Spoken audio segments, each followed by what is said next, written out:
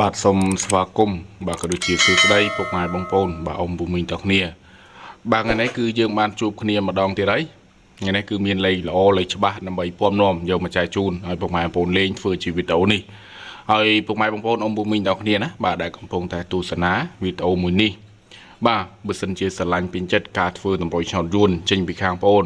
ពុកម៉ែបងប្អូនអ៊ំពូមីងតគ្នាកុំភ្លេចចុចសញ្ញាជាវសញ្ញាមេដៃចុចសញ្ញា share សញ្ញា like ឲ្យបងប្អូនម្នាក់មួយឲ្យបានគ្រប់គ្នាផងដែរបាទសម្រាប់ការធ្វើតម្រុយឆ្នោតបងប្អូនគឺបងបង្ហាញវីដេអូឲ្យពុកម៉ែបងប្អូននៅតម្រុយឆ្នោតយួននេះគឺអត់ទៀមទីអីចង់បានអីច្រើនទេគឺសុំតែឲ្យពុកម៉ែបងប្អូនបាទជួយបងប្អូនតែប៉ុណ្្នឹងមកណាបាទសង្ឃឹមថាពុកម៉ែបងប្អូននឹងយល់ហើយនឹងជួយបងប្អូនចុចឲ្យបានម្នាក់មួយទាំងអស់គ្នា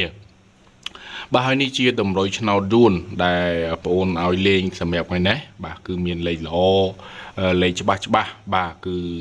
ពុកម៉ែបងប្អូនអ៊ំពូមីងអាចយកទៅផ្សងសំណាងបានដែរណាបាទគឺសិតតែលេខដែលមានភាគរយល្អភាគរយច្បាស់ហើយចំពោះតម្រុយឆ្នោតនេះគឺឲ្យលេងវេនម៉ោង4:30 នាទីគឺដូចជាម៉ោង6:30 នាទីណាបាទអញ្ចឹងពុកម៉ែបងប្អូនអាចយកទៅលេងអាចយកទៅចាក់បានហើយសម្រាប់ពុកម៉ែបងប្អូនដែលគាត់ចង់ស្គាល់ Facebook បងប្អូនណាបាទអញ្ចឹងគឺបងប្អូនមាន Facebook មួយសម្រាប់ពុកម៉ែបងប្អូនឆាតមកបងប្អូនបានសម្រាប់ Facebook បងប្អូនគឺអត់ពិបាកវាយទេណាបាទពុកម៉ែបងប្អូនវាយតែបងប្អូនបង្ហាញហ្នឹងទៅគឺមានឈ្មោះថាថៅកែលក់លេខពុកម៉ែបងប្អូនវាយថៅកែដល់ឃ្លាលក់លេខទៅគឺចេញតម្រងចេញ logo បែបហ្នឹងហើយយកលេខសាប់គឺមាន088 93 86